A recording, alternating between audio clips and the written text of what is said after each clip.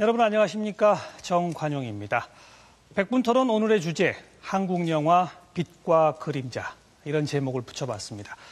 요즘 한국 영화 그야말로 최전성기입니다. 설국열차, 또 테러라이브, 숨바꼭질, 감기 이런 영화들 한국 영화 점유율이 지금 80%를 넘어섰고요. 8월 들어서 25일까지 우리 전 국민의 한 2명에 1명꼴로 한국 영화를 봤습니다. 이렇게 잘 나가고 있는 한국 영화. 하지만 영화판에 종사하는 스태프들 가운데 연봉 1,000만 원이 넘는 사람은 찾아보기 힘들 정도라고 합니다. 또 항상 고질적인 문제로 지적되어 온 스크린 독과점 문제를 비롯해서 한국 영화 지속적인 발전 또 질적 성숙을 위해서 지금 잘 나가고 있는 이때 과연 우리는 무엇을 고민하고 어떤 문제를 해결해야 할지 오늘 지혜를 모아보겠습니다. MBC 백분토론 지금 출발합니다.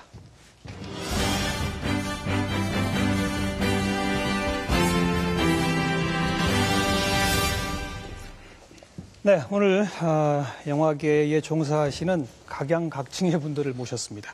먼저 영화진흥위원회 위원장 김의석 위원장 나오셨습니다. 어서 오십시오. 네, 안녕하세요. 네. 또 영화를 만드는 제작사들의 협의체죠. 한국영화제작가협회 부회장이십니다. 엄용훈 부회장. 어서 오십시오. 안녕하십니까. 네, 영화평론가 오동진 씨 나오셨습니다. 네, 안녕하십니까. 어서 오십시오. 또 영화산업노조 위원장이십니다. 실제로 영화 스텝 출신이시기도 하고요. 최진욱 위원장, 어서 오십시오. 네, 안녕하세요. 네. 영화감독 김태윤 감독 모셨습니다. 네, 안녕하십니까. 어서 오세요. 김의석 위원장, 네. 실제 숫자상으로 최전성기라는 게 드러나죠? 예, 몇 가지 좀 그렇습니다. 자랑스러운 예, 기록부터. 예. 이제 작년에 이제 한국 영화 관객만 이제 1억을 돌파했고요. 이제 오늘 기준으로 해서 점유율이, 그러니까 점유율이라는 건 이제 나라별 점유율을 말씀드리는데, 예. 한국 영화 점유율이 이제 59%가 되겠습니다. 이제 작년에 53% 정도 됐는데, 예. 지금 이제 그걸 한 6% 정도 상회하고 있고요. 그러니까 그건 1월부터 지금까지를 말하는 맞습니다. 거고, 예, 예. 8월 현재 시점에서는 8월 현재는 지금 이제 80%가 넘는다. 뭐. 예, 점유율이 이제 80%를 넘고요. 아까 말씀하신 대로 이제 8월 달에만 벌써 2천만 관객이 한국 영화를 보셨습니다. 예. 예. 이렇게 잘 나가는 배경, 그 저력은 어디 있다고 생각하세요? 엄 부회장. 한국 영화 지금 시장이 분명히 앞에서 통계로 말씀해 주셨던 것처럼 그 과거 어느 때보다도 굉장히 큰 성장을 하고 있는 거는 분명히 맞는 이야기입니다. 예. 그 요인으로는 제가 볼 때 크게 한 3가지 정도를 꼽을 수가 있을 것 같은데요. 약 한 10년 정도 동안 그 한국 영화가 한국 영화의 제작에 대한 완성도라든가 이런 것들이 그 신뢰를 쌓아온 그런 점이 기반이 되었다라고 보고요. 두 번째는 최근에도 그 많은 흥행작들을 보면 알 수가 있습니다만 헐리우드 영화 못지않게 다양한 장르에서 굉장히 많은 그 좋은 성과를 냈었던 그런 것으로 볼 때 예. 관객의 만족도를 굉장히 높일 수 있었다라는 것. 그리고 그동안 오랜 시간 동안 그 영화계의 의견 요구사항이나 이런 걸 통해서 조성되었던 그 영화 제작 자본의 그 안정적인 그런 조성 이런 것들도 큰 몫을 차지했다고 생각합니다. 이게 할리우드 영화가 들어가 있는 나라들 중에 인도가 그나마 좀 자국 영화 점유율이 가장 높고 그 다음이 바로 우리나라 아닙니까? 오동진 씨 뭔가 특징이 있어요? 한국 영화에? 인도 영화는 좀 퀄리티가 좀 비교할 수 있는 등가 비교가 될 것 같지는 않고요.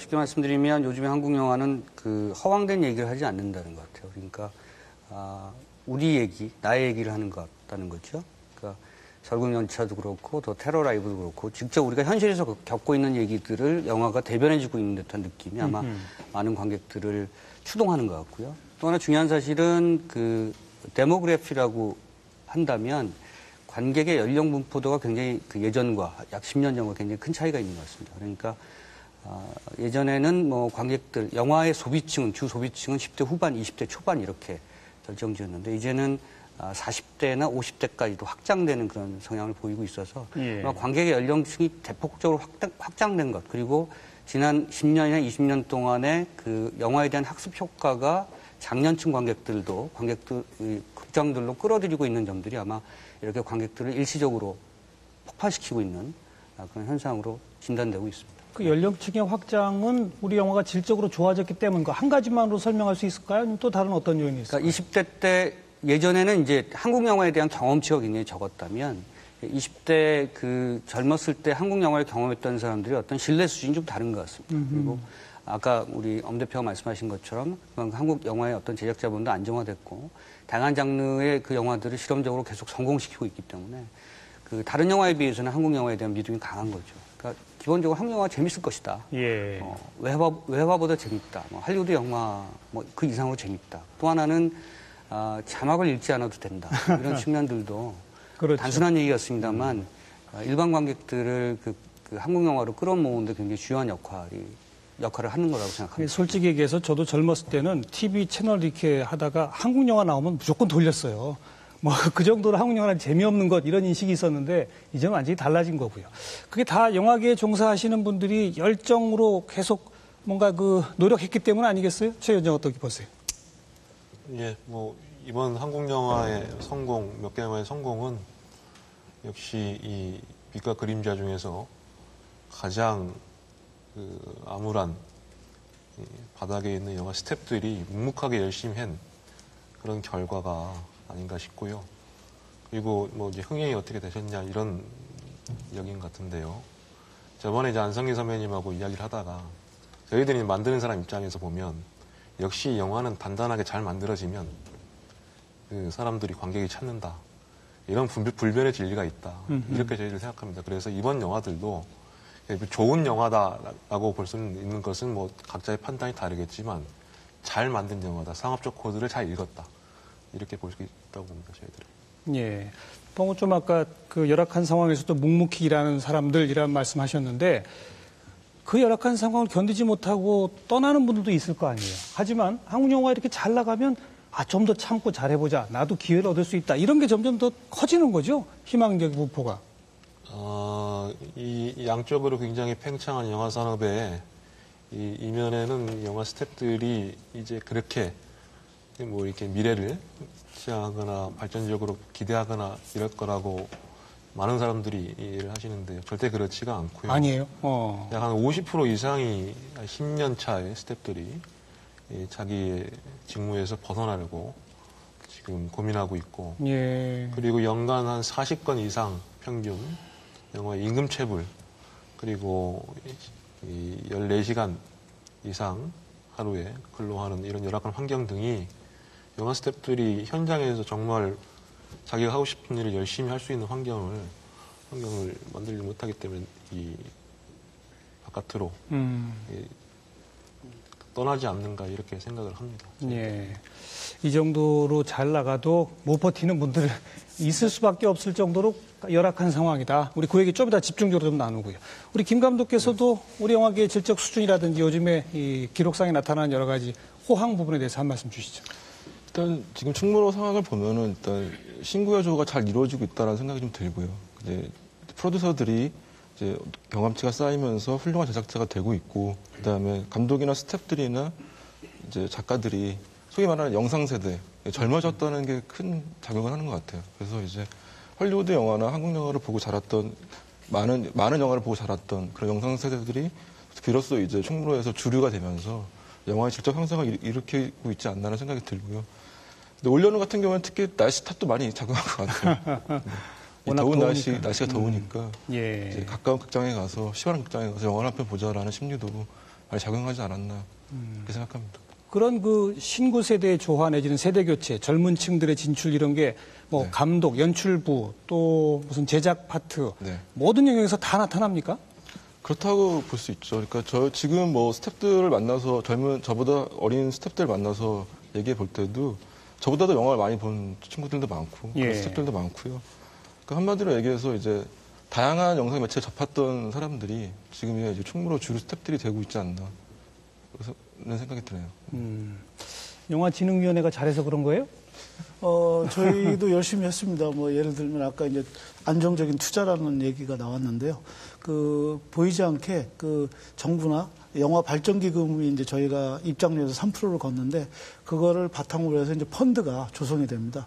그래서 이제 국고나 이제 영발기금, 영화발전기금을 통해서 많은 영화에 투자가 되고 있습니다. 그런 부분들이 한국 영화에 또 이렇게 만들어지는데 많은 기여를 하고 있다고 보고요. 또 이제 제가 보기에 한 2000년대 초반에 한국 영화가 한참 잘 되다가 2006년도에 코스닥 열풍이 불면서 거품이 좀 끼었었습니다. 예. 그러면서 2000년대 후반에 굉장히 안 좋았던 적이 있는데 그 기간 동안에 기본으로 돌아가서 다시 그 영화의 어떤 아까 완성도 쪽에서 이렇게 숙성된 기획물들이 많이 이제 저장됐다가 이 부분들이 또 이렇게 계속 복물처럼 나오고 있는 부분도 또 지금 한국 영화가 잘 되는데 기여를 하고 있다고 생각합니다. 정말 영화 발전 기금 등등의 고마움이 느껴지세요? 아니면 아직 멀었습니까? 그 얘기 좀 바로 받아주시죠. 사실 앞에 영진 위원장님께서 말씀하신 그 영화 투자의 어떤 그 재원이 되는 그 펀드의 자금이 그 한국만의 특성을 갖고 있는 투자 방식입니다. 그러니까 거의 대부분의 나라에는 소위 에쿼티 방식이라는 방식을 하지만 한국에는 에쿼티가 뭡니까? 예, 그 직접적으로 그러니까 그 제작사라든가 이쪽 자본적인 투자를 통해서 스스로 그 영화를 기획하고 제작하는데 할 수 있는 그런 것인데 저희는 소위 영화 펀드에서 창투사에서 운영하는 그런 문화 펀드에서 소위 프로젝트 파이낸싱 방식으로 하는데 그 기본적인 재원을 영진 위원장님께서 말씀하신 것처럼 영발기금 이런 저희가 입장 수익에서 공제하는 자금으로 다시 펀드로 해서 영화 산업에 다시 선순환 구조로 움직이는 그런 방식인데 저희 영화 일을 하는 사람들로서는 사실 그 펀드의 운영이라든가 또 실질적으로 저희 피부에 와닿는 어떤 점에 대해서 사실 굉장히 아쉬운 점도 굉장히 많이 있고요. 예. 그것이 정말 그 제작을 위해서 아주 공정하게 활용이 된다면 좋을 텐데 사실 실제 그러니까 현실적으로 그 방식에 있어서 약간 좀 공정하지 못한 점들도 있다고 보는 견해들이 어떤 점이 공정하지 못해요? 직설적으로 얘기하세요. 네, 예를 든다면은 영화 펀드가 영발기금 플러스 또 이제 정부에서 중소기업 창업지원법에 의해서 형성되는 모태펀드라는 자금과 함께 결합이 돼서 조성이 되는 건데 그것이 중소제작사들을 위해서 실질적인 지원이 되는가라고 봤을 때 제작 일선에 있는 사람들은 그 자금에 대한 활용이 중소제작사들한테 직접적으로 영향을 미치지는 않는다라고 보는 겁니다. 늘 그런 것이 모든 정책에서의 어떤 노선의 문제가 있는 것 같아요. 그러니까 쉽게 말씀드리면 영화가 공공적인 어떤 그런 예술 행위라고 해서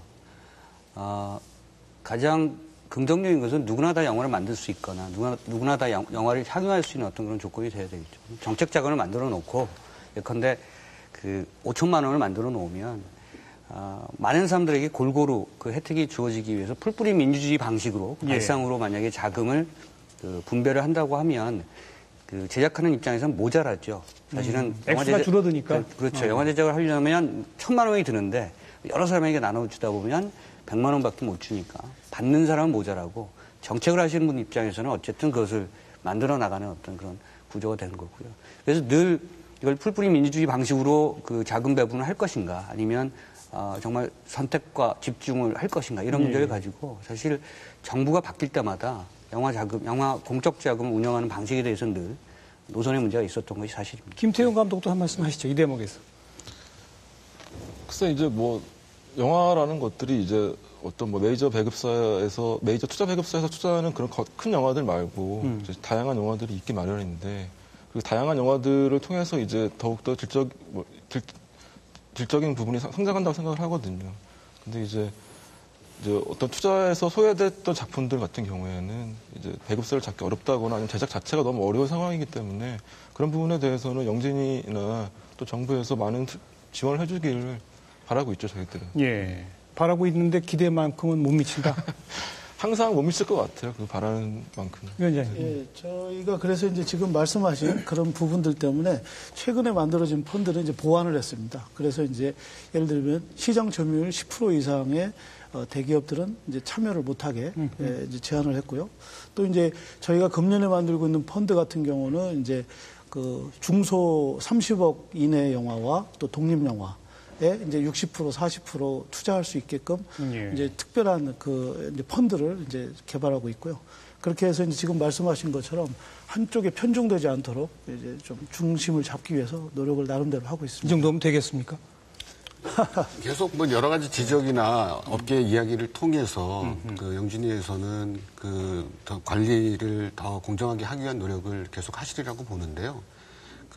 하여튼 현재까지는 그 업계에서의 만족도는 그렇게 높은 상태는 아니기 때문에 계속 더 거의 주의를 기울여 주시고 또 관리해 주시면 하는 바람입니다. 그러니까 돈을 주는 방식에 대해서는 자꾸 정교해지고 있는 건 사실인 것 같아요. 그러니까 고민이 많아지고 사실 학습 효과가 많기 때문에 이제 돈을 만들어 놓고 좀 공정하게 써야죠. 잘 써야 되고.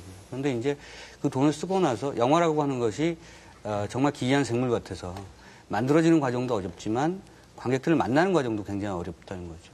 돈을 주면 그 돈으로 만들었는데 만든 게 실제로 시장에서 작동을 해서 일반 관객들에게 접근하기까지가 또 다른 유통의 자금이 들고 또 다른 여러 가지 유통의 기술이 드는데 정책은 늘 그 부분에 대해서 후발적인 것 같아요. 그러니까 그 영화 지금 뭐 80% 점유율이 넘고 굉장히 잘 되고 있습니다만 시스템은 좀 뒤따라가는 거죠. 후발적으로 따라가서 그 작은 영화들이 말씀하신 것처럼 공적 자원 지원받아서 만들어진다고 하더라도 실제로 관객들을 만나는 유통의 과정은 아직도 좀 더 정교하게 개발할 필요가 있다. 그 부분이 아마 영화계에서 가장 고민스러운 그리고 가장 난제 중에 하나로. 알겠습니다. 이 기금에 대한 문제가 이렇게 계속 거론되는 이유는 사실은 영화를 보시는 관객분들이 내신 거기도 하지만 저희 영화를 만드는 사람들이 자신의 수익에서 일정 금액을 3%라고 하는 거를 그렇죠. 공제하는 거기 때문에 사실 만드는 사람이 더 좋은 작품을 아주 정당한 룰로서 만들 수 있게끔 다시 이제 공급되기를 희망하는 거죠.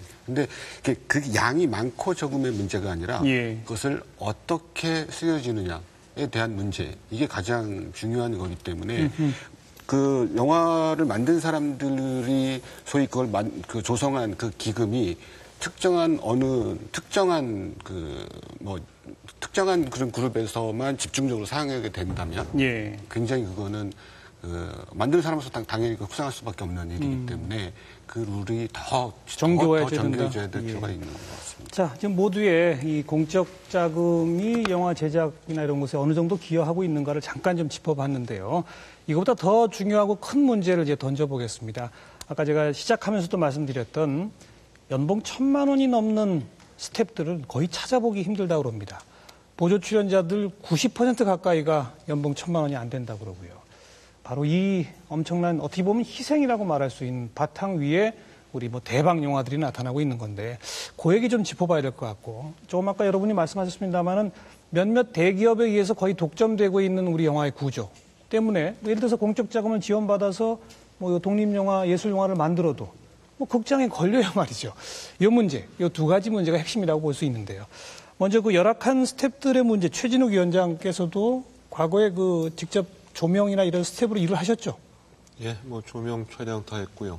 그때 연봉이 얼마쯤 됐어요? 그때 처음 시작할 때는 연봉이 없었고요. 제로? 네, 이 도제 같은 이 배우는 입장에서 있었기 때문에 연봉이 전혀 없었던 시절이 있었습니다. 지금은 그렇지 않은데 2005년도에 저희가 그 영화 스텝 평균 임금을 조사했을 때는 640만 원 정도 연봉으로 그때가 그렇게 나왔고요. 지금 이제 2012년도 작년 저희가 전수조사했을 때는 약 한 1,000만 원 정도.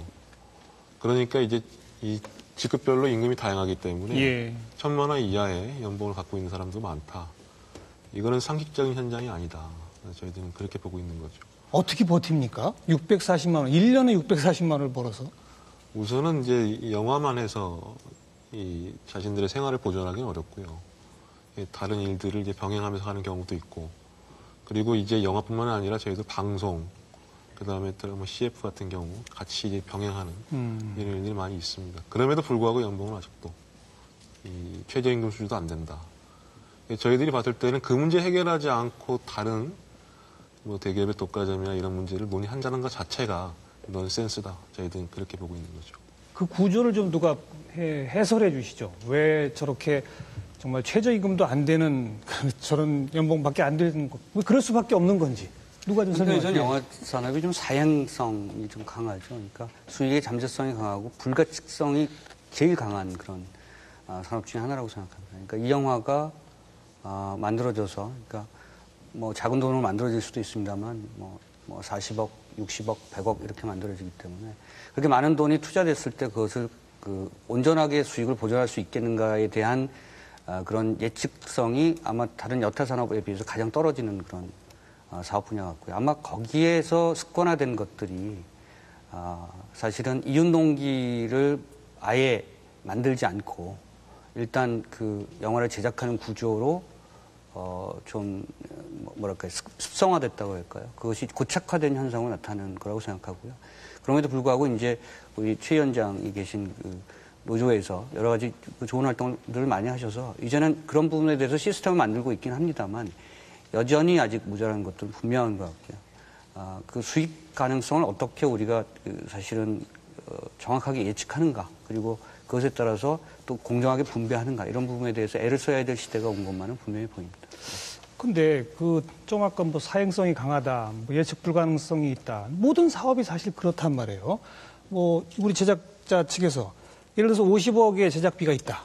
그러면 50억짜리 조그만 무슨 공장을 차리는 사람하고 비교를 해도 최소한의 임금을 주고 사람들을 고용을 해서 먼저 그 월급 생각하고 그 다음에 물건 만들어서 파는 거잖아요.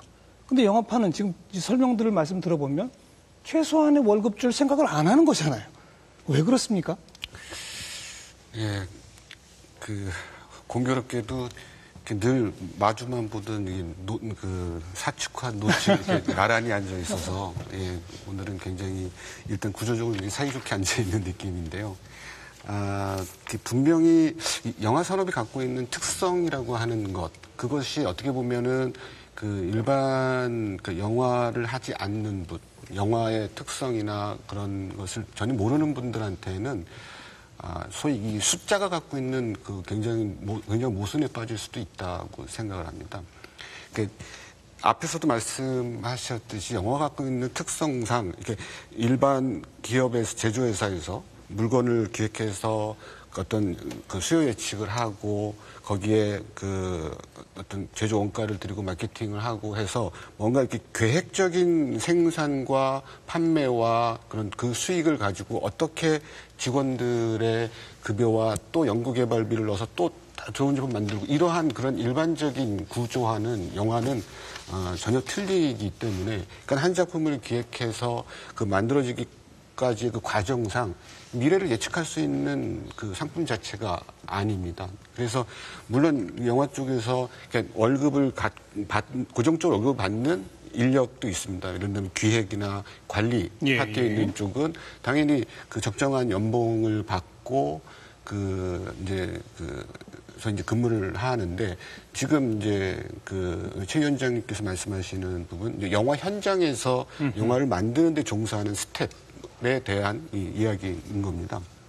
그래서 사실은 약간 구조적으로 다르기 때문에 일반적으로 해석하기 굉장히 어려운 문제이고요. 또 이 문제는 단순하게 볼 것이 아니라 영화 시장의 어떤 인력의 수요 공급에 대한 또 정말 비정상적인 성장 이런 문제도 있고요. 너무나 많은 문제들이 사실 있기 때문에, 그리고 영화 스텝이 모두 다 말씀하신 것처럼 그 연수입을 이렇게 받는 것이 아니라 어떻게 보면은 영화의 성격에 따라서도 좀 틀린 것도 있고요.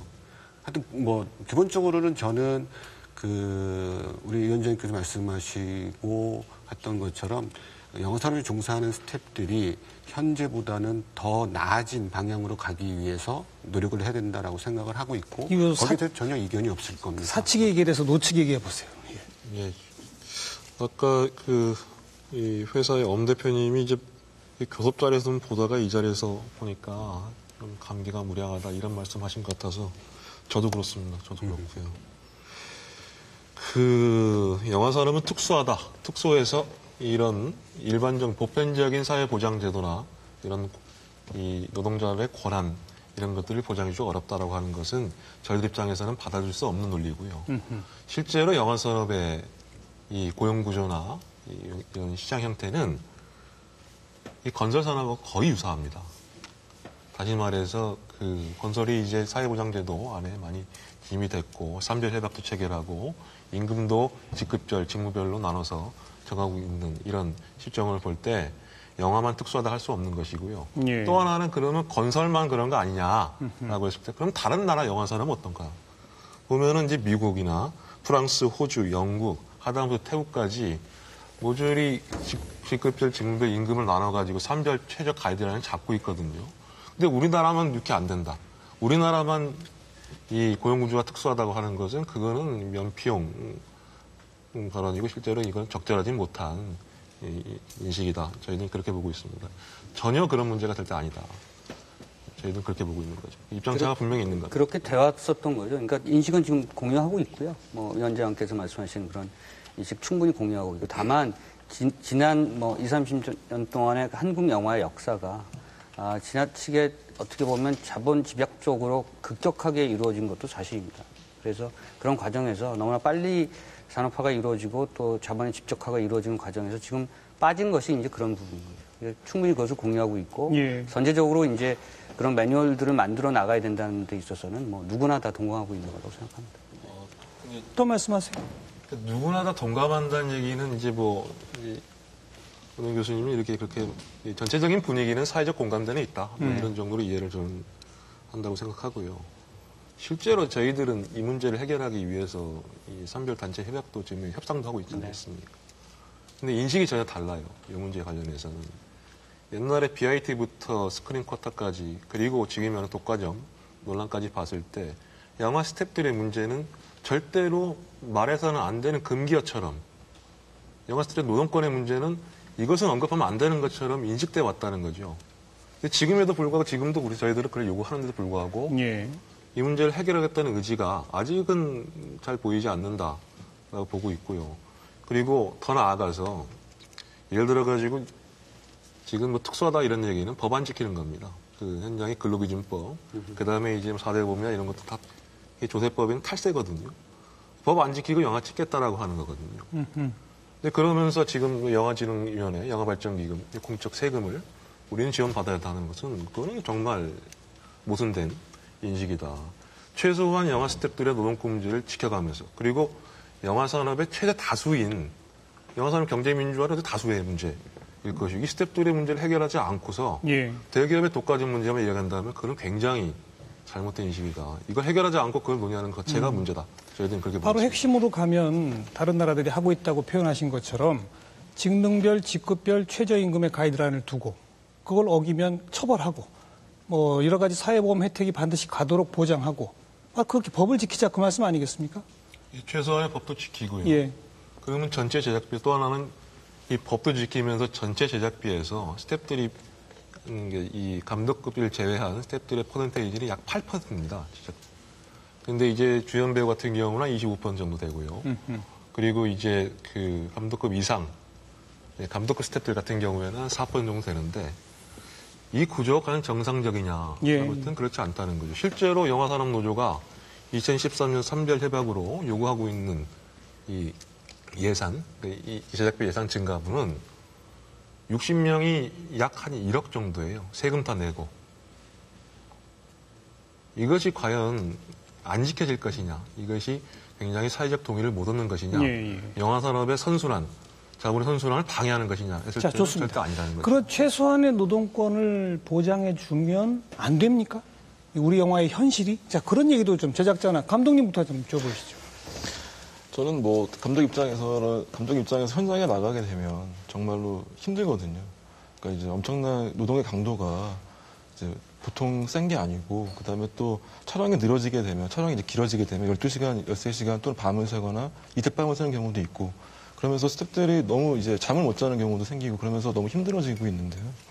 근데 이제 영화 산업의 이제 스태프들의 특수한 경우는 아직도 남아있는 도제 시스템에 좀 문제가 있지 않나라는 생각을 많이 하게 됐었어요. 그러니까 도제 시스템이라는 게 뭐냐면은 예를 들어서 촬영팀이라고 한다면 촬영 감독이 있고 그러니까 촬영팀에 들어가게 되고 막내부터 시작해서 단계를 밟아 올라가는데 이제 거기서의 기준은 뭐냐면 촬영 감독한테 일을 배운다. 그 팀에 들어가서. 아하. 그렇기 때문에 너희들은 아직 소위 말하는 그 유능한 기능공이 아닌 거죠. 그 돈을 많이 안 주는 이유는 아직도 배우는 단계고 아직도 숙련공이 아니기 때문에 많은 돈을 지불할 수 없다라는 논리가 사실은 최근까지 계속 있어 온 것 같아요. 근데 이제 그런 그리고 또 뭐가 문제가 있냐면은 촬영 감독이 예를 들어서 잘 팔리는 촬영 감독일 때 그러니까 1년에 몇 작품을 찍는 팀일 때는 예. 그 팀은 사실은 영화를 몇 편씩 찍을 수 있는 거죠. 1년에 몇 편이라도. 그런데 만약 촬영 감독이 일거리가 없는 경우에는 그 팀은 또 쉬게 되거든요. 그러니까 이런 문제를 어떻게 먼저 개선할 수 있을까가 개선할 수 있느냐를 한번 여쭤보고 싶고요. 노조인 원장님한테 여쭤보고 싶고 어떻게 해결할 수 있는가 또 좀 궁금한 점이기도 합니다. 말씀하세요, 저는 위원장. 이제 후자에 말씀하신 이제 영화 스태프들이 3개월 정도 일하고 4개월, 뭐 3개월 쉬고, 3개월 일하고 3개월 쉬고, 이 고용이 이제 불안정하죠. 계속적으로 반복되는 이런 것 때문에 생활 불안이 온다라고 하는 점은 분명히 우리 영화 산업의 고용 특수성입니다. 그래서 노조가 아마 영화진흥위원장님 잘 아시겠지만 이 쉬는 기간에는 교육 훈련을 받고 그래서 생활 보조 형태로 인센티브를 받는 제도를 저희가 도입을 했습니다. 아마 저희가 이 5년 정도를 아마 영진이하고도 같이 노력하면서 만들어냈다고 생각하는데요.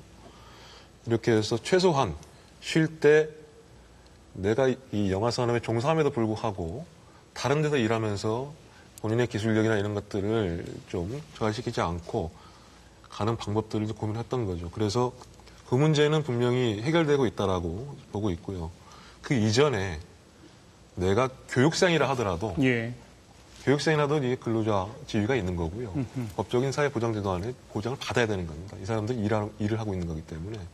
그리고 영화 스태프들이 요구하는 부분은 엄청나게 많은 부나 이런 것들이 아니고요. 최소한이다 이거죠. 최소한의 노동기본권, 그러니까 정상적으로 영화를 할 수 있는 환경을 요구하는 것이지 그 이상을 요구하는 것이 아니기 때문에 그 문제는 좀 다른 문제다. 단 기술적인 문제. 그래서 아무리 학교에서 공부를 하고 들어와도 현장에서는 현장이 요구하는 기술력을 담보하지 못했을 경우에 이런 문제는 분명히 재교육을 통해서 계속 발전해 나가야 되는 예. 다른 문제다. 저희가 그렇게 보고 있습니다. 우리 제작사 측에서 예를 들어서 50억의 제작비가 있습니다. 지금 노조위원장 말씀에 의하면 스텝한테 들어가는 돈은 그중에 딱 8%밖에 안 된다. 주연 배우들한테는 무려 25%가 간다. 제작자 입장에서 스텝한테 갈 비용을 그거보다 좀 많이 한 15%, 20% 이렇게 미리 좀 확보해 놓고 시작하면 도저히 영화를 못 만듭니까? 그건 현장의 목소리를 좀 줘보세요. 사실 앞에서 얘기한 그 수치가 저희 영화를 제작하는 저희들이 생각할 때는 전혀 현실하고는 전혀 다른 수치입니다. 그럼요. 실제로 어떻습니까? 8% 인건비가 스텝의 인건비 포션이 8%뿐이 안 된다라고 하는 것은 저는 이제 제가 영화 일을 하면서 정말 본 적도 없는 기준인데. 두 분이서 오늘 같이 앉으면 안 돼요. 마주 앉았었어요. 아니, 괜찮습니다. 빨리 얘기해 보세요. 예. 분명히 그거보다 훨씬 많고요. 평균 한 20% 이상의 그 인건비가 차지하는 부분이 있고요. 지금 얘기는 그 영화의 전체적인 것의 평균치에도 전혀 근접하지 않는 그래요? 얘기라서. 그러니까 물론 정말 작은 아주 저예산 영화의 경우에는 사실은 영화의 그 비용의 지출은 전체적인 예산이 얼마냐에 따라서 결정지어지는 거기 때문에 그 사회자님께서 말씀하신 50억이라고 하는 뭐 예를 든다면 그런 예산이라면 뭐 저희 영화하는 사람들이 한 번 평생 그런 정도 예산의 영화를 만들어 볼 수 있을까 할 정도 굉장히 큰 금액이긴 한데 그만큼 영화가 장르도 다양하고 이야기도 다양하듯이 예산이나 이런 것도 굉장히 다양하기 때문에 그게 보편적인 기준이라고 얘기하기는 그러니까 어렵고요. 평균적으로 보면 제작비가 크다. 예를 들어서 뭐 100억, 200억, 300억까지 간다.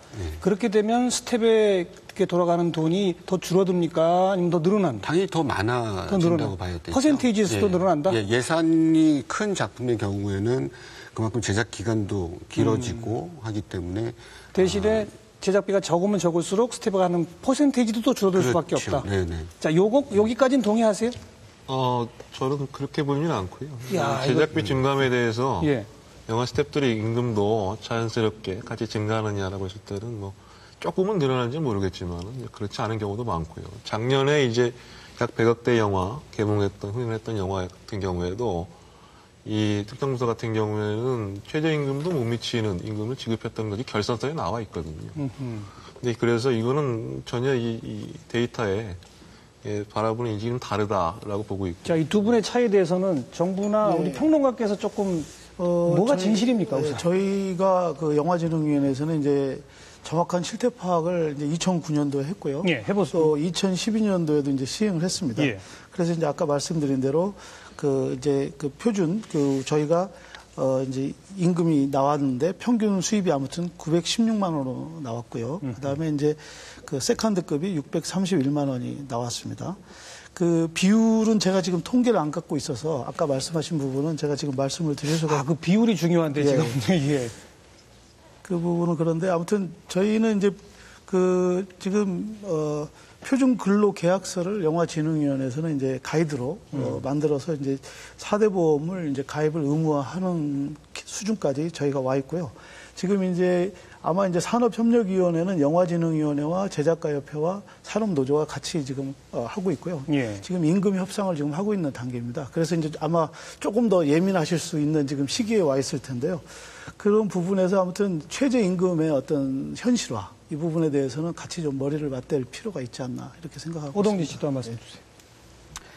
저는 사실은 뭐 평론하는 입장에서 그 구체적인 수치에 대해서는 잘 모르겠습니다만 중요한 것은 사실은 수치의 양적 차이가 아닌 것 같고요. 지금 동의하는 바는 어쨌든 이 산업 내에서 이 스태프들의 여건 뭐 이런 것들이 해소되지 않는 한 산업 자체가 공멸할 수 있다 이런 것들이 그렇죠. 굉장히 중요한 여건인 것 같고 다만 그 기준점을 어떻게 볼 것이냐가 이제 제작자 입장과 또는 스태프들의 입장에 약간 그 상이한 차이가 있을 것 같습니다. 아마 한국 영화 산업의 특수성이라고 할까 굳이 또 특수성이라고 하면 또 이상한 또 그 표현이 될 수 있겠습니다만 사실 어떤 그 사업 분야나 산업 분야보다도 사용자가 거의 스텝의 수준까지 열악한 어떤 그런 환경에 놓이게 되는 가능성이 많은 산업이 여기 또 영화 산업이라고 생각하고요. 아마 그런 지점에서 이 문제를 풀어가는 데 있어서 약간의 난점이 있지 않는가. 그러니까 사용자도 사실은 정말 그 몇몇 제작자 외에는 그 영화 산업 내에서 그 생활하는 것 자체가 굉장히 어려울 정도로 지금 환경이 조성돼 있기 때문에 아마 그런 측면에서 구체적인 매뉴얼을 만들고 수치를 만드는데 그 상이한 어떤 차이라든가 인식의 차이라든가 또는 그 팩트의 차이가 좀 있지 않을까 이렇게 생각됩니다. 이 숫자의 모순에 대해서 정말 생각을 해야 될 게 저희가 지금 노사 간의 임금 협상을 하고 있는 중이지만 예를 들어서 그게 스태프들의 어떤 최저 연봉을 정하자는 협상이 아니거든요. 왜냐하면 이거는 누가 어떤 작품을 하느냐라고 하는 것은 배우가 작품을 선택하듯이 스텝도 마찬가지 선택에 의해서 결정짓는 거기 때문에 앞에서 영진 위원장님께서 말씀하셨던 그 통계 자체가 사실 굉장히 고수익을 받고 있는 그 스텝도 있는가 하면 정말 아주 말씀하신 것처럼 어떤 평균치에 더 이하가 되는 그 스텝도 분명히 있죠. 근데 아까 앞에서 제가 말씀드렸듯이 이 문제는 이렇게 평균치 또는 이런 어떤 숫자를 가지고만 판단을 한다면 영화계는 정말 아마 형편없는 산업일 겁니다. 그런데 앞에서 말씀드렸듯이 소위 우리나라의 전국에 제가 알기로 한 120여 개의 영화학과들이 있는데 전국에서 매년 영화를 전공한 학생들이 어마어마하게 많이 쏟아지죠. 하지만 한국에서 한국 영화가 만들어지는 그 양은 굉장히 한정적입니다. 그리고 계속 숙련되는 그런 스태프들이 있는가 하면 새로 그런 인력들이 들어오고 그렇죠. 이미 사실 영화 산업의 노동시장 자체는 어마어마한 초과 공급이거든요. 그래서 만약에 그 스텝이 1년에 그러니까 한 작품을 한 스텝이 있는가 하면 1년에 3작품을 한 스텝이 또 있고 그 이상도 한 스텝이 있을 수 있겠죠. 그러니까 그런 거에 대한 전혀 고려 없이 1년에 한 작품만 일한 스텝과 그거보다 더 많이 여러 작품을 해서 한 1년의 전체 총수입에 대한 거를 이걸 적절하게 비교했다고 생각할 수는 없지 않습니까?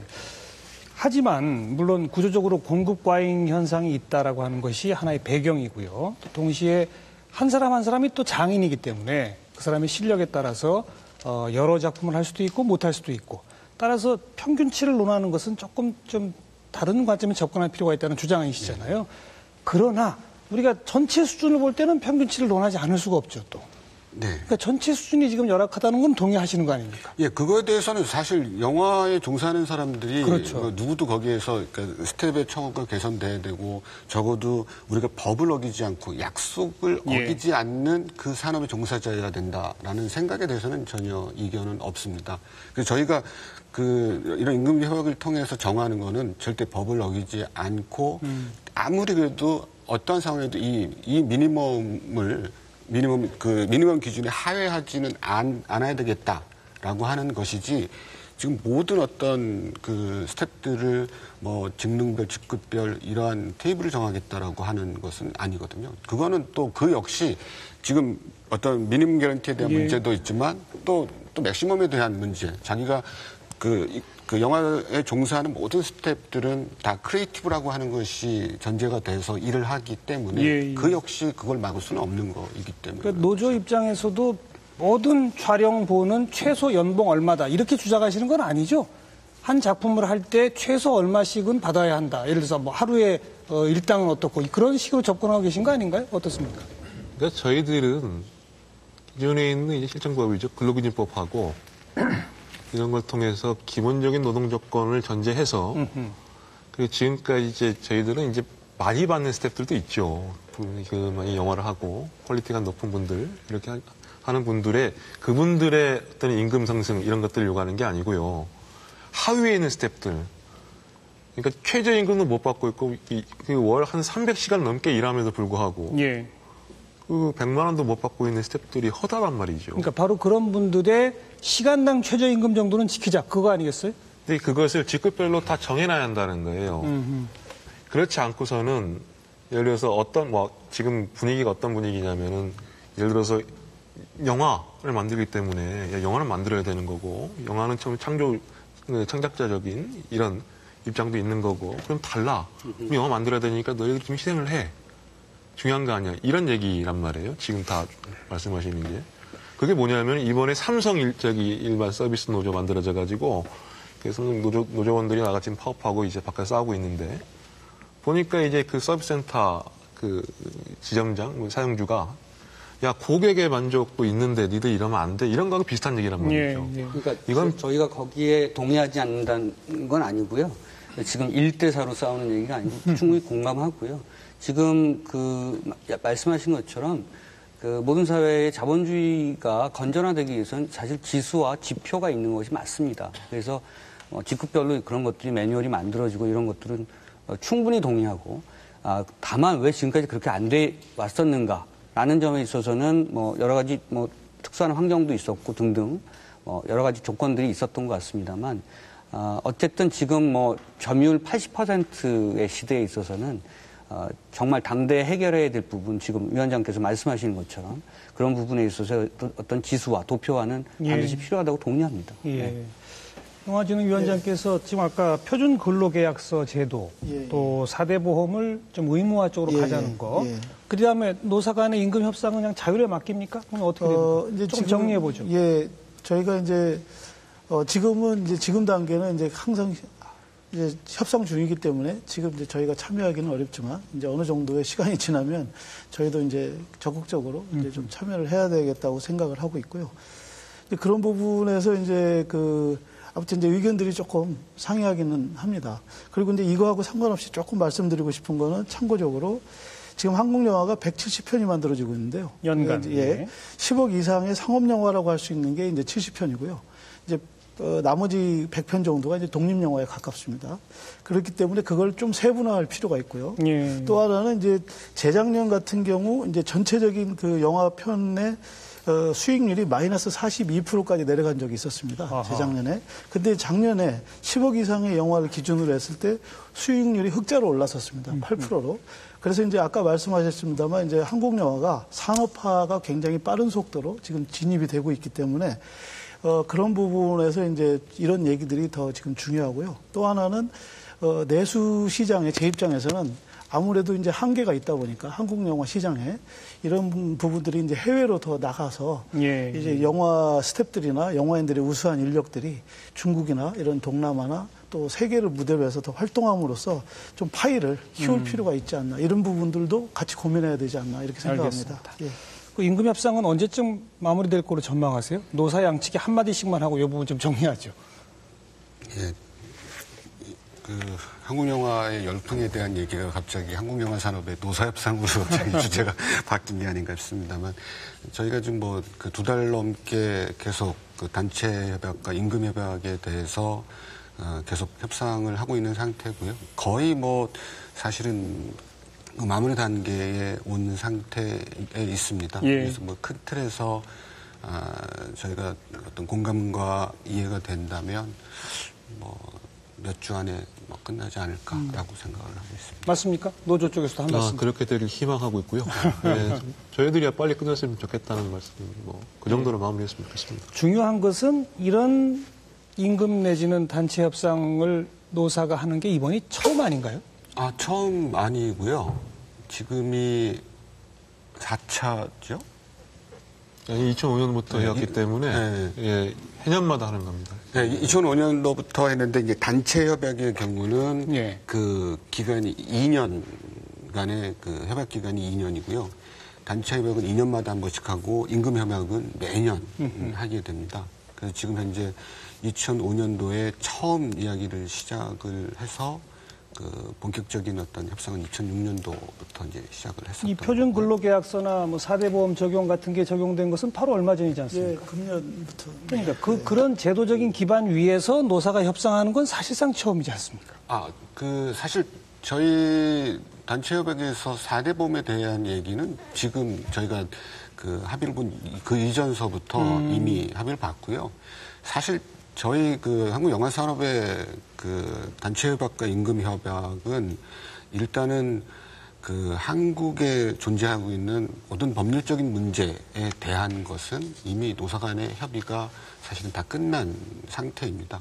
거기에서 이제 그 매해마다 어떤 임금의 최저 시급의 결정이라든가 예. 이런 문제 그리고 또 이제 노측에서 제안하는 새로운 어떤 그 제한 사항이나 이런 것에 대해서 협의를 하고 있는 상황이고요.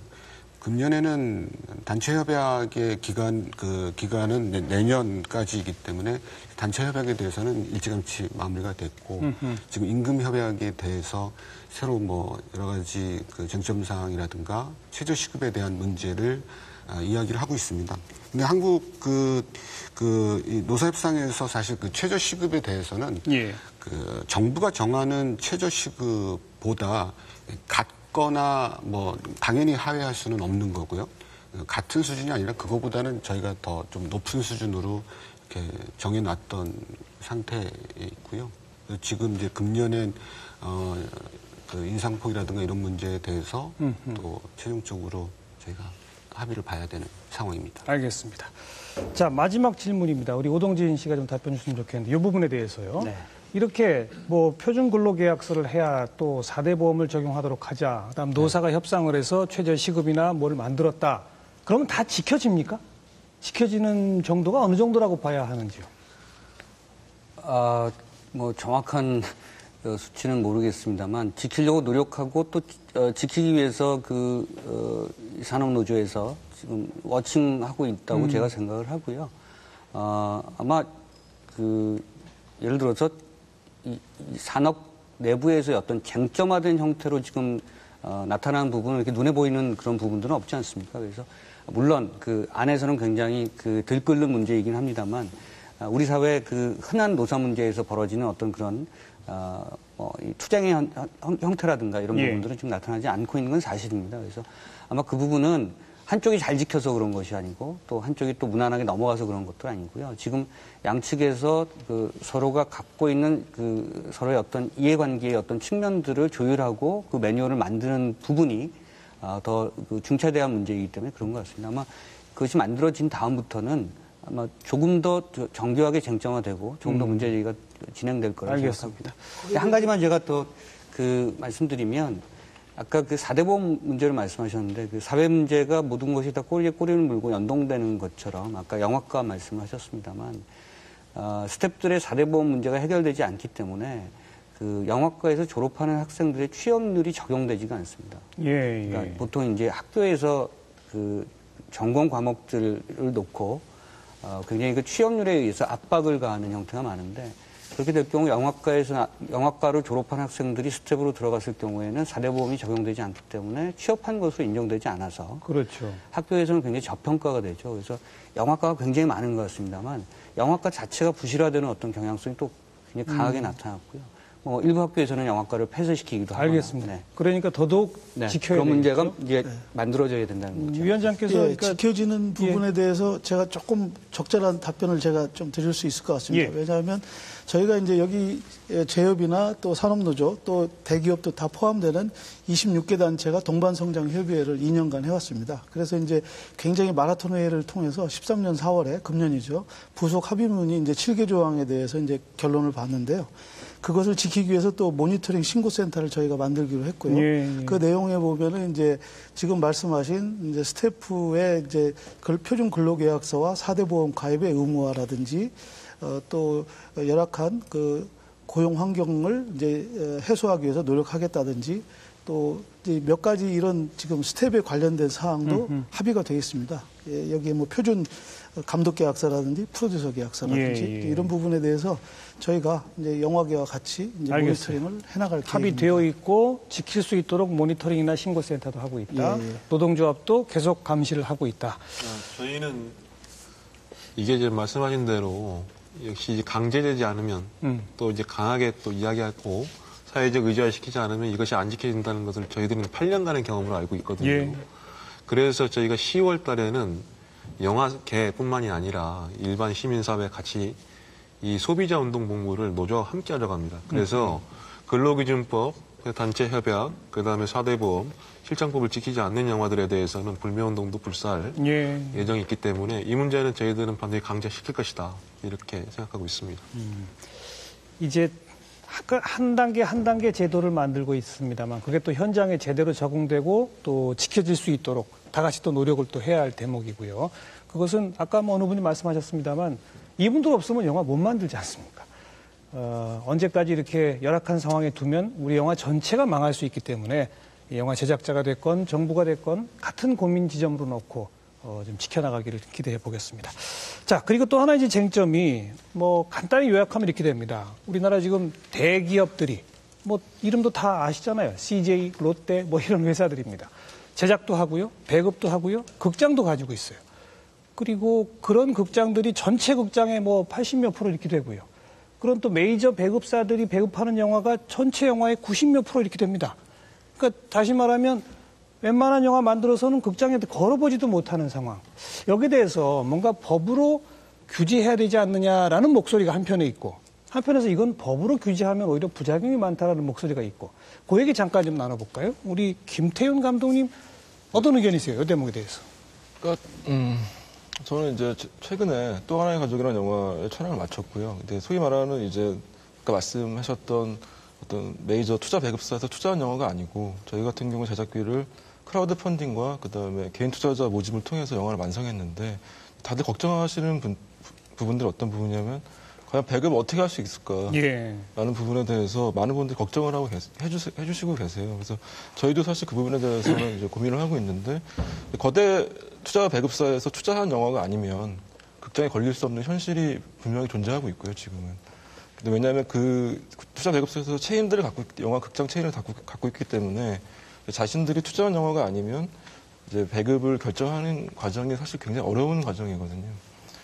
그래서 저희는 어쨌거나 이제 대안을 마련하려고 노력을 하고 있는 와중이고 그것이 이제 과연 법률로서 어떻게 제정을 할 수 있느냐는 그런 문제는 저는 사실 비즈니스적인 측면이기 때문에 잘 이제 어떻게 하겠다는 말씀드릴 부분은 사실은 없고요. 하여튼 뭔가 대책은 있어야 된다. 그러니까 이런 말씀은 드리고 싶어요. 그러니까 할리우드 영화라고 한다면 시청자분들이 아시는 것처럼 이렇게 거대한 영화들, 뭐 이렇게 CG가 컴퓨터 그래픽이 들어간 영화, 액션 영화, 이런 거대한 영화들을 상상하고 계시는데 사실 그런 영화들은 이제 크리스마스 시즌이나 아니면 여름 시즌에 걸리는 영화들이거든요. 사실 헐리우드 영화의 힘은 굉장히 다양한 영화를 만들어지는 데 있다고 봐요, 저는. 그래서 이제 사실은 우리가 흥행되지 않는 영화들이긴 하지만 헐리우드에서 만들어지는 영화들로 보게 되면 반전 영화라던가 정부에 대한 정책에 대한 비판하는 영화라던가 대기업 비판하는 영화라던가 그런 다양한 영화들이 만들어지고 있거든요. 문화 다양성이죠. 그렇죠. 예. 그런 측면에서 배급의 문제는 반드시 해결해야 될 측면이 아닌가 그렇게 생각합니다. 제작자 쪽에서도 한 말씀. 네, 저희 제작가협회에서는 약간 그 의견이, 호불호의 의견이 갈리긴 하지만, 전체적으로는 하여튼 지금 스크린 독과점에 대해서는 분명히 문제다라고 하는 것은, 너나 할 것 없이 공통된 의견이고요. 근데 그걸 방법은 좀 어떻게 할 것인가에 대해서 어떤 제도적인 보완을 통해서 스크린 독과점을 막는다라는 방법과 어떤 시장 논리에 의해서 해결해야 된다라고 하는 게 있습니다만, 예. 협회의 부회장이 아닌 개인적인 의견으로 하면 협회 의견부터 우선. 네, 사실은 이게 말씀드린 것처럼 통일되지 않았어요? 네, 아직은 그 의견들이 알겠습니다. 예, 계속 말씀하세요. 예, 그래서 일단은 저희가 소위 이제 영화 산업이라고 부르는 산업이라고 하는 규모로 볼 때 그 시장에서 먼저 이거를 해결할 수 있는 노력을 먼저 하는 게 일단 1차적으로는 가장 우선일 거라고 생각이 되고요. 그래서 그러한 것들에 대한 보완점으로 어떤 최소한의 어떤 제도적인 장치를 마련하는. 예컨대 어떤 거죠?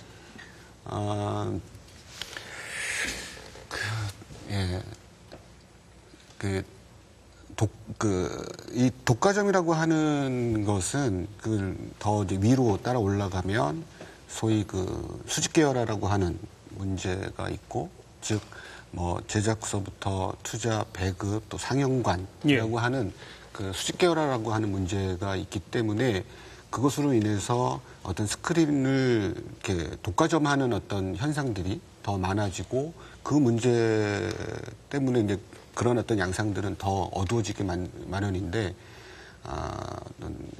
수직계열화라고 하는 문제를 먼저 해결하면서 예. 이 상영관 스스로가 자율적으로 선택할 수 있는 그런 구조를 더 활발하게 두는 것이 먼저 우선이 돼야 되지 않겠느냐. 그 얘기는 다시 말하면 지금 대기업이 상영관까지 갖고 있는 것, 그거를 차단하자 이거 아닙니까? 그 차단을 저희 영화계에서는 일단 그런 소리가 굉장히 많이 나오고 있는 상태이고요. 그 전에 입장이 아직 정해지지 않은 것 같네요. 네. 말씀하시는 부분. 사실 이 독과점 문제는 어떻게 보면 예전에 우리 역사의 개발 독재의 맥락에서도 얘기할 수 있는 부분인 것 같습니다. 그러니까 경제가 근대적 상황에서 개발을 시키기 위해서 일정한 독재가 필요했다. 그래서 우리가 지금 어떻게 볼 것인가 이런 논란이 있는 것처럼 사실은 좀 2,100개의 스크린 극장 시스템이 현대화되는 과정에서 일정한 대기업 자본이라든가 큰 거대 자본들이 역할을 한 것은 분명한 거죠. 그 역할이 있었기 때문에 어떻게 보면 영화 산업이 확장되거나 또는 팽창할 수 있었던 아주 좋은 근거가 될 수 있었던 부분이었던 것 같습니다. 그러나 이제 개발 독재 시대가 끝났기 때문에 지금 민주화 시대에서 그러면 이 거대한 자본이 지금 차지하고 있는 부분을 어떻게 유효적절하게 할 것인가. 그러면 반독재 이론이 나올 수도 있고요. 여러 가지 이론이 나올 수도 있습니다만 영화 부분에서는 고민이 이런 것 같습니다. 그러니까 이것을 막을 것이냐 아니면 그냥 놔둘 것인가 라는 차원의 근간이 갈리는 이유는 자본이 여전히 유용성의 측면이 있다는 것이죠. 그러니까 제작하는 사람의 입장에서나 또는 영화를 하려고 하는 사업을 하려는 사람 입장에서 그러니까 이 자본이 갖고 있는 독점적 문제가 분명히 존재하지만 현실에서 유용하게 작동하는 그런 부분들까지 포기하면 안 된다. 이런 것들이 어떤 표준안을 만들거나 또는 기준을 만드는데 굉장히 논쟁화되고 있는 것이 사실입니다. 굉장히 예민한 시점이고 이 부분에 대해서 자기 입장을 정확하게 얘기하기 어려운 그런 시점인 것만은 분명합니다만 워낙 지금 비대해졌기 때문에 그 규제론이 강화된 것은 사실이에요. 그리고 일정 정도 규제가 필요한 부분도 사실입니다. 다만 규제를 했을 경우에 그것에 대한 다른 예를 들면 긍정적인 역할들을 어떻게 계속 살려낼 것인가 이런 부분에 대한 대안들은 또 어떻게 할 것인가를 총체적으로 고민해야 될 시점이라고 생각합니다. 예컨대 예전에 우리나라에서는 스크린 쿼터 제도가 있었죠. 그래서 말씀드리면 객석의 4분의 1 정도를 한국 영화가 의무적으로 상영해야 된다는 그 제도였었죠. 노무현 정부 때부터 그것이 뭐 정부의 입장 때문에 정권의 입장 때문이 아니라 뭐 한미 관계의 어떤 여러 가지 복합적인 이유 때문에 그것이 없어졌습니다만 그런 점들을 생각한다면 예컨대 좀 포지티브하게 접근하면 작은 영화 쿼터제 예컨대 뭐 예술 영화 쿼터제 이런 것들도 다양하게 좀 포진시킬 필요가 있다. 그러니까 그 독과점 문제에 대해서는 한 가지의 방향으로 일도 매진하기보다는 여러 가지 그 방법을 놓고 종합적으로 그것을 알겠습니다. 구사하는 전략을 좀 쓸 필요가 있다고 그러니까 생각합니다. 조금 다시 제가 부연하면 2,100개 상영관 중에서 많이 걸려도 30%나 40% 이상을 점유하면 안 된다라는 식이 네거티브 방식이라면 반대로 독립영화나 예술영화들이 최소한 그렇죠. 몇 퍼센트는 되도록 그건 포지티브 방식이다. 그렇죠. 이런 쪽 저런 쪽 규제가 가능하다 이 말이군요. 그렇게 제도화하는 것이 오히려 오히려는 아닙니다만 그런 방법도 우리가 구사해야 된다 이렇게 생각합니다. 영화진흥위원회 입장 좀 들어보고요. 우리 시민 패널들과 토론을 좀 해봐야 되겠습니다. 예. 저희가 이제 표준 상영 계약서라고 그래가지고 이제 부율 문제를 거기서 이제 부율이라는 거는 극장 대 제작자가 이제 몇 프로씩 나눌 것인가에 대한 부분도 이제 가이드를 제시하고 있고요. 또 하나의 방식으로 와이드 릴리즈 방식이라 그래서 처음에는 이제 적은 상영관으로 시작해서 관객 수가 늘어날수록 극장 수를 늘리는 일종의 이제 허리우드에서 많이 쓰고 있는 방식인데 이런 두 가지 방식을 제안을 하고 있고요. 또 지금 이제 우리 말씀하신 부분처럼 저희가 이제 예술영화 전용관이나 독립영화 전용관을 이제 운영을 하고 있는데 이런 부분을 이제 공적 기능을 더 좀 확대시켜서 비슷한 말씀입니다만 좀 그 독립영화들이 더 보여줄 수 있는 권리를 조금 이렇게 더 보장하는 그런 쪽으로. 그게 너무 적은 거죠. 예를 들면 한 대기업의 멀티플렉스가 예컨대 한 800 몇십 개가 되면 그중에서 예술영화관이 한 15개 정도거든요. 이거는 한 2% 정도밖에 되지 않는 겁니다. 그러니까 이런 부분들은 사실은 어떻게든 정책적으로 끌어낼 필요가 있다는 거고요. 사실은 그 정부가 해야 될 일이 있고 하지 말아야 될 일이 있는데, 그러니까 그 작은 영화를 어떻게 지원할 것인가의 부분에 대해서는 정부가 정말 적극적으로 나서야 되는 부분이고 아마 그런 부분에서 정책이 좀 따라가지 못한다, 뭐 이런 얘기가 나오는 것 같고요. 제가 하나만 더 설명드리면 사실은 그 모든 그 대기업 영화사든 모든 영화사가 영화를 만들어서 극장을 잡으려고 하는 이유가 뭐겠습니까? 극장 외에는 수익을 거둘 데가 없거든요. 우리나라 같은 경우는 부가판권을 거둘 데가 없습니다. 그러니까 미국 같은 경우는 영화를 만드는 순간 뭐 27가지의 부가판권이 발생한다라고 얘기하지만 국내에서는 예컨대 그 극장에서 승부를 보지 않으면 영화의 수익을 고전할 수 있는 방법이 없기 때문에 모든 제작자나 모든 배급업자가 극장을 잡으려고 혈안이 되는 거죠. 그러다 보니까 독과점의 현상들이 자연적으로 추동될 수밖에 없는 그런 그 사태가 빚어지기 때문에 그렇다면 정책적으로 이것을 어떻게 해결할 것인가는 영화가 만들어졌을 때 그 영화가 접근할 수 있는 미디어 윈도우를 다양하게 개발해야 된다는 거죠. 뭐 지금 뭐 IPTV도 있고 뭐 여러 가지 인터넷 VOD도 있습니다만 극장 외에 다른 좀 더 다른 미디어 윈도우를 개발할 수 있거나 그것을 정책적으로 육성할 수 있는 그 뭔가 종합적인 플래닝이 있어야 되는데 아마 그런 부분에 있어서는 좋습니다. 정말 좀 미약한 건 사실인 것 같습니다. 그러니까 독립영화나 예술영화에 대해서 제작 차원에서도 공적 지원이 많이 필요하다. 또 독립영화 예술관, 또 전용관, 예술영화 전용관 같은 것들을 지금보다 더 많이 늘릴 필요가 있다. 거기에 공적 기능, 정부의 기능이 있어야 한다. 아마 여기에 대해서는 기초적으로 대부분 동의하실 것 같고 그 점을 조금 더 확장하자. 이제 거기는 동의가 되는데 지금 이제 고민의 지점은 문화 다양성이라는 측면에서 보면 분명히 너무 많이 걸리는 영화 제한해야 합니다. 하지만 많이 걸릴 수 있다는 가능성이 있어야 투자도 많이 유치할 수 있고 대작을 만들 수도 있고 이 대목에서 고민거리가 있는 거거든요. 즉 규제가 능사냐 아니 최소한의 규제라면 어디까지 할 수 있을 것이냐 이런 고민일 텐데요. 우리 시민들께 지혜를 좀 모아보도록 하겠습니다. 자, 저희 100분 토론이 지난주부터 이 중립지대 시민 패널들과 함께하고 있는데 오늘은 사실 그 의미가 조금 달라요. 여긴 지금 편갈라 싸우는 그런 쪽은 아니기 때문에 다양한 의견, 여러분의 적극적인 대안 이런 걸 좀 기다려보도록 하겠습니다. 말씀하실 분 누구라도 좋습니다. 바로 지금 요 대목부터 시작했으면 제일 좋겠는데 요 대목과 관련됩니까? 규제 문제. 규제 문제와 관련되신? 없어요? 예, 먼저 말씀해 보세요. 마이크 좀 전해드릴까? 예. 네, 중립지대 시민 패널 나은섭입니다. 토론 잘 들었습니다. 그러니까 이거와 관련해서 최근 보니까 헐리우드 영화사와 우리나라 극장 간의 부율 문제에 대해 관심을 갖게 됐습니다. 토론 문제와 관련해서. 근데 헐리우드 같은 경우에는 영화사가 6을 갖고 극장이 4를 갖는데 그렇죠. 한국 영화 같은 경우에는 영화사가 더 많이 갖는 현상이 영화사랑 극장가 5대 5더라고요. 최근에 5.5대 4.5로 바꿨죠? 서울 지역만 그런 예, 걸로 알고 예. 있는데 결국에는 영화사 입장에서도 오히려 한국 영화가 헐리우드 영화보다 역차별을 받고 있기 때문에 제작 여건도 안 좋아질 수밖에 없다고 생각을 합니다. 문화 플랫폼을 갖고 있는 멀티플렉스 극장이 우동진 평론가님 말씀처럼 이렇게 영화를 할 수 있는 인프라를 구축한 점에 대해서는 동조하나 예. 반대쪽으로 봤을 땐 다양한 영화를 만들지 못하고 있다는 맹점도 갖고 있고 그렇죠. 근본적으로는 이렇게 대기업 위주에서 어느 정도 개선될 필요가 있다고 생각합니다. 이 문제는 바로 좀 답변 주시겠어요? 헐리우드 영화는 제작사가 6을 갖고 극장이 4를 갖는데 한국 영화는 5대 5다. 예. 그럼 왜 그러느냐? 예. 이제 이거는 이제 관례적으로 그렇게 된 부분이 있는데요. 이제 옛날에 이제 홍보 비용, 마케팅 비용을 이제 어디가 되느냐에 따라서 이제 그것이 그렇게 굳어져 있는데 사실 지금은 그렇지는 않다고 보여집니다. 그래서 이제 영화계와 극장 쪽이 이제 협의를 통해서 일단은 이제 CGV에서 먼저 5.5대 4.5로 이제 하겠다. 이러면서 지금 이제 많이 개선이 되고 있는 그런 상황입니다. 그런 예. 측면에서 보면 정말 그 극장을 통해서 자본을 가져가는 측면의 그 자본의 정황성이 굉장히 세다는 거죠. 예. 말씀하신 것처럼 그게 관습화되고 관행화됐다는 얘기는 사실 시대 변화에 따라서 그것을 아주 탄력적으로 적용을 해야 되지 않겠습니까? 수익 구조를 나누는 방식. 그런데 내가 더 역할을 하니까 내가 더 가져가야 되거나 등등. 예. 시장에서의 어떤 그런 조율을 해야 되는 부분이 관행화됐다는 것은 그만큼 자본의 저항성이 강했다는 것을 의미하는 거고요. 그런 부분들은 이제 사실은 정부 정책이나 이런 측면에서 지금 조율하고 있는 것 같습니다. 또 한편에서는 대자본이 극장을 다 장악하고 있기 때문에 그 극장에서 수익이 많이 나기 때문에 안 되는 그런 측면도 있는 거 아니겠습니까? 그러니까 극장에서 어쨌든 이렇게 생각하시면 좋을 것 같습니다. 한국의 영화사, 제작사들이 영화사를 만들고 극장을 만들지 않았거든요.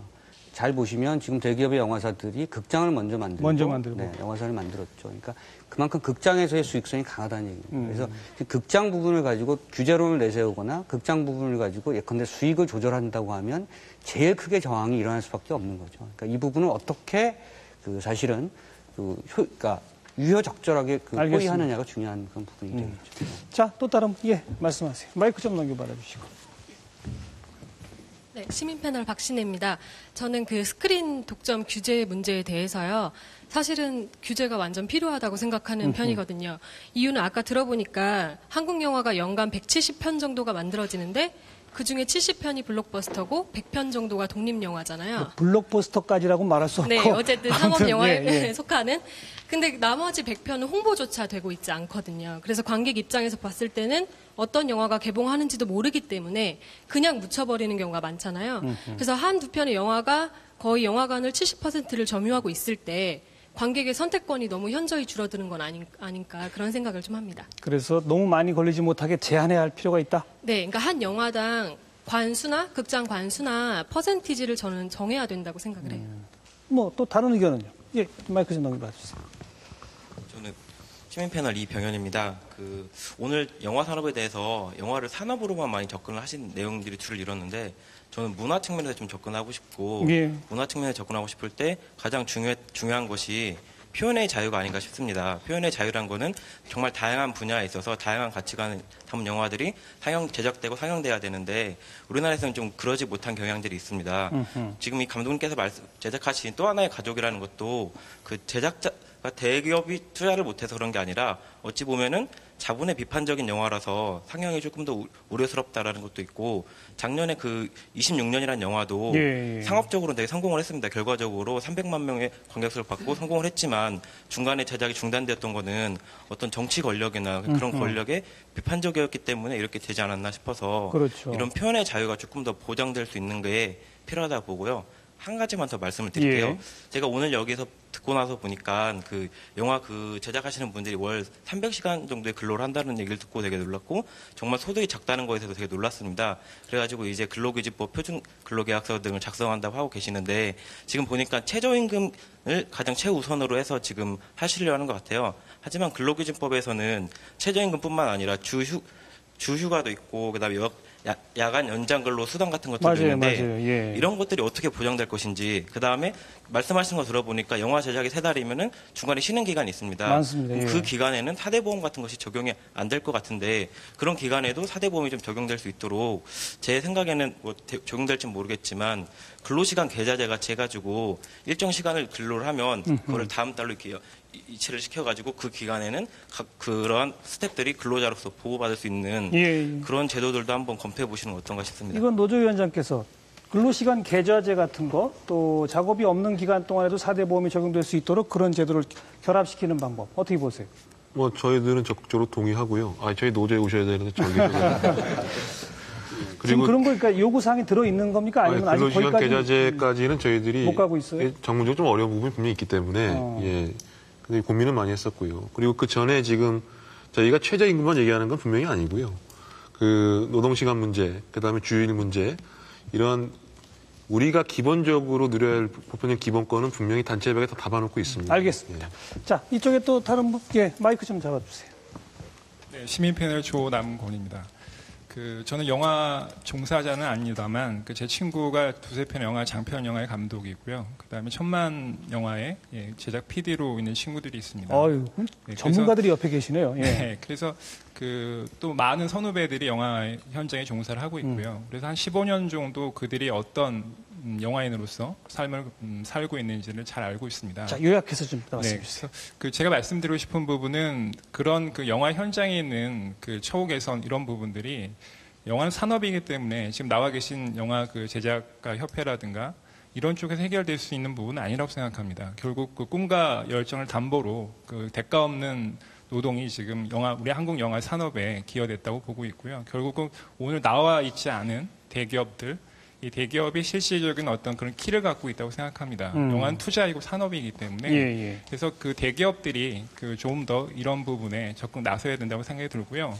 지금 스크린 독과점 부분도 규제라기보다는 영화는 또 예술의 측면이 있기 때문에 예술은 지원되고 또 보호받아야 됩니다. 그래서 오히려 그런 좋은 독립 영화들은 그런 스크린 규제라기보다는 좋은 책이 좋은 도서관에 저희가 정부에 의해서 지원되듯이 좋은 공공기관이라는 학교, 대학교에 이제 사용될 수 있는 그런 지원들이 동행된다면 산업과 예술을 좀 분리해서 할 수 있는 해법이 있지 않을까 생각합니다. 흔히 말하는 독립영화관, 예술영화관뿐이 아니라 도서관이나 학교 이런 데들도 일종의 유통 경로로 확보할 수 있지 않느냐 그런 말씀? 네, 왜냐하면 독립영화라는 것이 결국 산업의 논리로는 지탱하기 어렵기 때문에요. 결국 예술은 지원받아야 하는 공공영의 영역이라고 생각합니다. 어떻게 위원장님 또 도서관이나 학교 이런 데도 하나의 루트로 좀 활용해 보자 어떻게 보세요? 네, 좋은 의견이시고요. 저희가 이제 그런 지역에 있는 시민회관이라든지 그런 공공기관에서도 영화를 할 수 있도록 이제 독립영화 전용관이나 예술영화 전용관의 확대 차원에서 노력을 하고 있습니다.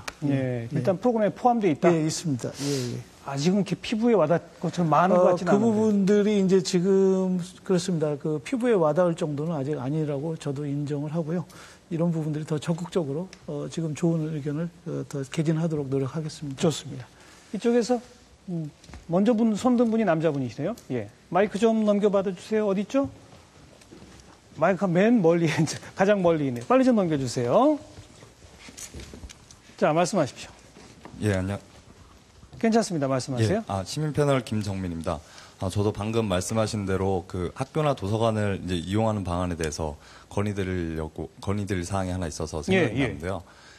현재 이제 시립 도서관이나 구립 도서관 같은 이제 시설들은 많은데 그런 것 같이 시립 영화관이나 구립 영화관 같은 작은 소규모의 영화관들을 이렇게 정부 지원이나 이런 정책을 통해서 할 수 있다면은 지금 아까 말씀하신 독립영화나 예술영화 같은 작은 영화들이 상영할 수 있는 기회를 좀 더 많이 얻을 수 있지 않을까 해서 근데 과연 그럼 그 돈을 누가 내느냐 하는 그런 문제가 남게 되잖아요.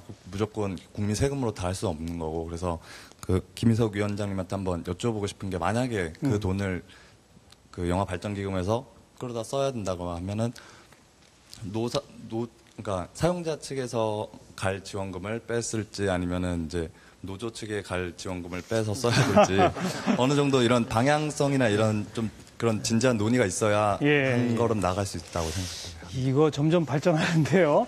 시립영화관, 구립영화관을 새로 짓는 건 좀 돈이 많이 들 것 같고 지금 뭐 구민회관 뭐 이런 주민센터 이런 데 많잖아요. 그런데 조금 시설을 개보수하면 가능도 할 것 같은데 다만 그걸 제작사 쪽 지원하는 돈에서 빼실 건지 아니면 영화 인력들의 최소한의 뭘 지원하는 데서 빼실 건지 그런 질문까지 나왔어요. 이제 아무튼 그 부분은 들어가서 더 고민해 봐야 되겠지만요.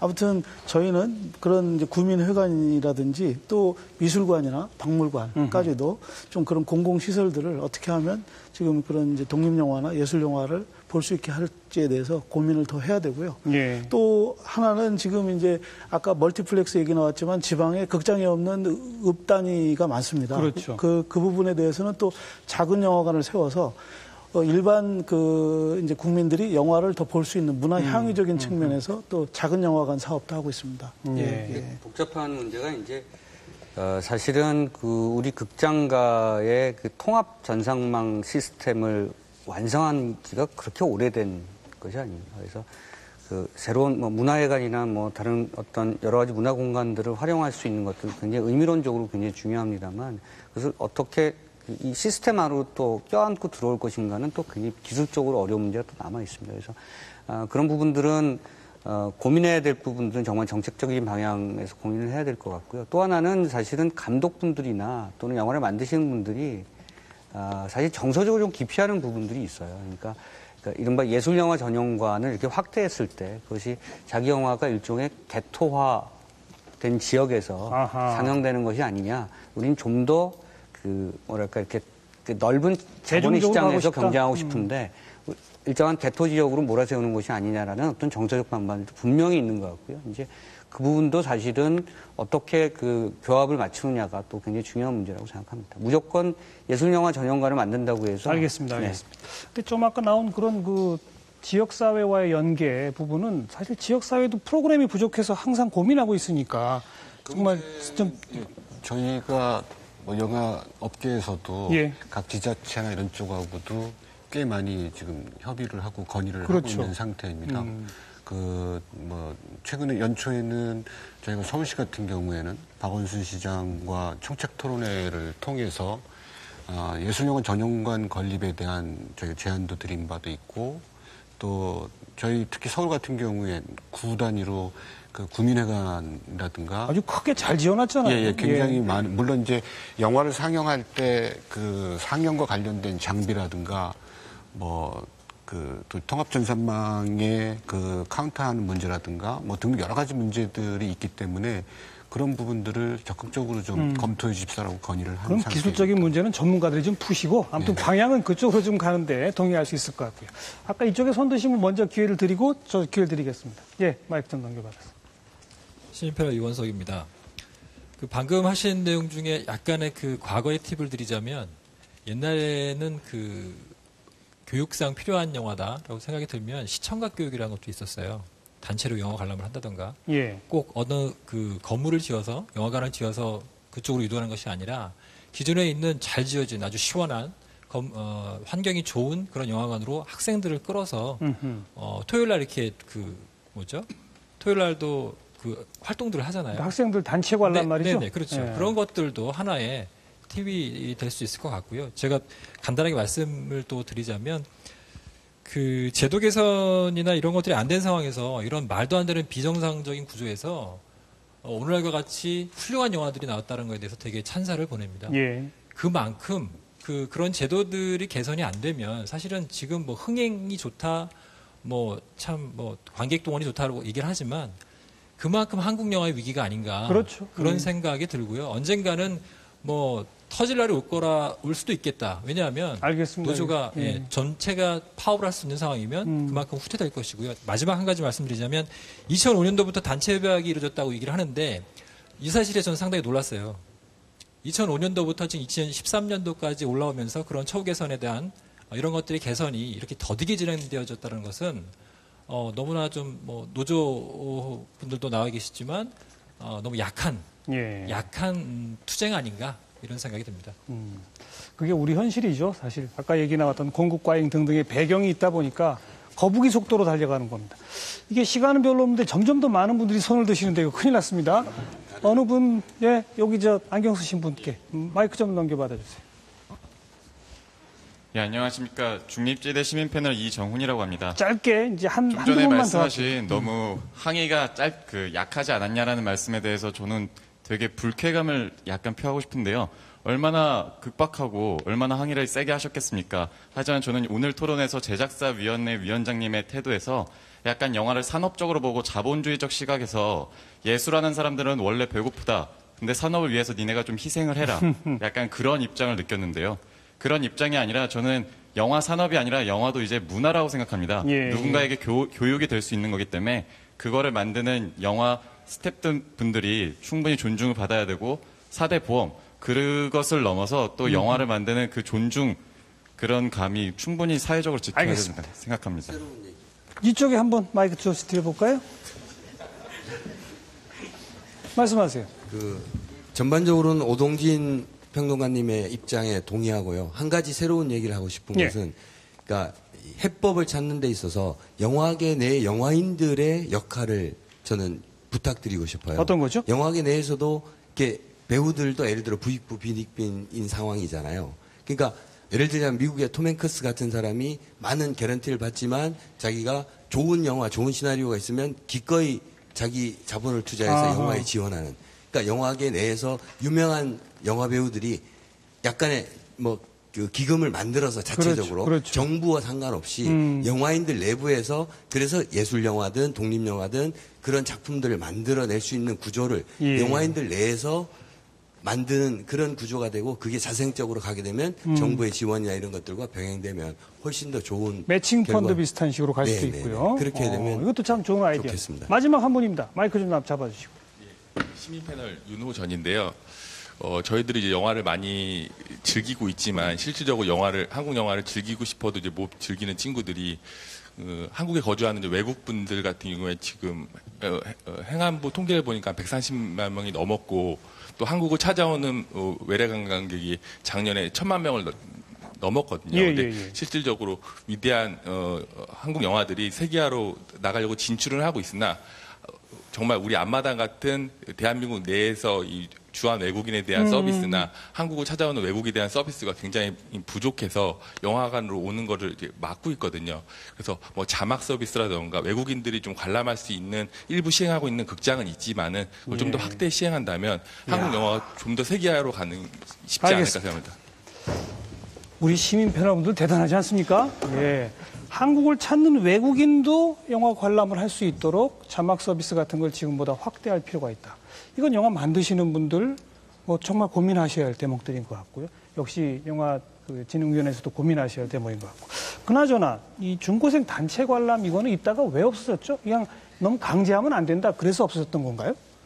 누가 짧게 이제 중고생 단체 관람 같은 게 좀 이념적인 영화들 많이 봤던 것 같아요. 옛날에 그랬죠. 옛날에. 방공 영화라던가. 이제 그런 쪽으로 이제 중고등학생들이 많이 봤던 지금 학부모 분들께서 지금 아이들 지금 입시를 치러야 되는데 학교에서 단체 영화 보러 왔다 그러면 아마 학부모에서 별로 좋은 반응을 얻지 못할 거라고 생각해서 그런 것 같습니다. 좋은 아이디어를 내시긴 했습니다만 제가 볼 때 어떤 문화적 주권, 선택권, 자기 자유적 선택권이라는 것 때문에 강제 단체 관람은 좀 어려울 것 같고 그건 선생님들이 좀 고민해 보실 대목도 있는 것 같습니다. 자, 우리 시민 패널께서 좋은 아이디어들 많이 주셨는데 특히 그 규제냐 아니면 좀 다른 루트를 통한 보급의 확대냐, 지원이냐 이제 그런 면에서 역시 우리 패널들의 토론과 거의 비슷하게 규제가 강력히 필요하다라는 목소리도 있었고 그보다는 여러 채널을 통해서 작은 영화들이 더 많이 선보일 수 있도록 하는 기회를 확충하고 지원하자 두 목소리가 있었습니다. 이게 아마 국회에서도 논의가 앞으로 곧 될 것처럼 보여집니다만 고민의 지점은 같아요. 작지만 좋은 영화를 어떻게 하면 더 많이 우리가 향유할 수 있도록 할 것인가. 동시에 크고 힘센 영화를 또 만들어낼 수 있는 여건도 죽이지 않을 것인가. 이 둘 사이의 합의점을 찾는 문제가 우리 앞에 놓여 있는 과제다 이렇게 생각이 되고요. 영화인들의 처우 개선에 대한 것은 다 똑같은 말씀, 똑같은 마음이었으니까 앞으로 다 같이 노력을 좀 해야 될 것 같습니다. 한 분씩 1분 정도씩 마무리 발언 들어볼까요? 우리 김태훈 감독님부터. 네. 아까 패널분께서 표현의 자유에 대해서 말씀해 주셨는데, 그러니까 영화 만드는 창작자 입장에서 이제 지금 현재 또 한국 영화판에서 이제 문제가 되고 있는 게 심의 문제가 좀 있습니다. 심의? 네. 예. 그러니까 김기덕 감독님의 메비우스라는 영화나 김국 김성 감독의 이제 자가당착이라는 영화들이 그 제한 상영과 판정받았거든요. 근데 지금 현재 한국에서는 제한 상영 극장이 없어요. 그러면 이제 영화를 상영하지 말라는 얘기인데. 그렇죠. 이제 그 장기적으로 봤을 때 이제 심의위원회는 좀 이제 민간 단체로 가야 되지 않을까 하는 생각이 있고요. 이제 표현의 자유를 좀 이렇게 보장을 해주셔야 선택자들이 이제 다양한 영화를 만들 수 있는 토대가 되거든요. 그 점을 좀 더 고려해 주셨으면 좋겠습니다. 네. 최진욱 위원장, 말씀. 예, 저희는 뭐 간단합니다. 법 지키면서 영화 찍자. 그리고 만드는 사람들이 건강하게 일할 수 있도록 그런 환경 보장하면서 영화 찍자. 그것이 진정한 문화 다양성이다. 이제부터는 그런 인식 속에서 영화를 만들어지는 그런 환경을 만들자. 뭐 이런 말씀 드리고 싶고요. 이것은 영화산업 업계에서 일하는 사람들뿐만이 아니라 이 영화를 사랑하는 관객들 분들도 영화를 볼 때 판단할 때 그런 기준을 삼아야 한다. 그러니까 재밌고 좋은 영화가 그냥 좋은 게 아니고 실제로 제대로 된 환경에서 만들어진 영화가 진정한 좋은 영화다. 이런 인식을 좀 가졌으면 좋겠습니다. 어떤 환경에서 만들어졌는지는 앞으로 노조 측에서 다 좀 정보를 알려주시기 부탁을 드리고요. 네, 오동기 씨 말씀해 주시죠. 언론도 굉장히 잘해야 된다고 생각하고요. 그러니까 한국 영화가 80% 시장 점유율을 가졌다는 것은 약이자 독입니다.